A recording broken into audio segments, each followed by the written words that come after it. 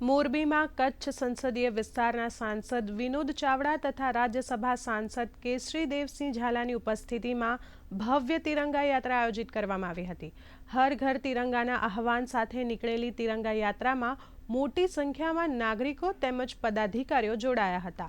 हर घर तिरंगा और तिरंगा यात्रा के अनुसंधान में जिला कक्षा का वहीवटी तंत्र के तरफ से ऑर्गेनाइज करने में आया था आज तिरंगा यात्रा का, जिसके अंदर मोरबी के तमाम ग्रामजनों, तमाम विस्तार के तमाम सरकारी क्षेत्र के राजकीय अनुभव महानुभाव, पूरे मोरबी के सब महानुभावों ने आज इस तिरंगा यात्रा में भाग लिया। तिरंगो अपनी आन बान અને શાન છે।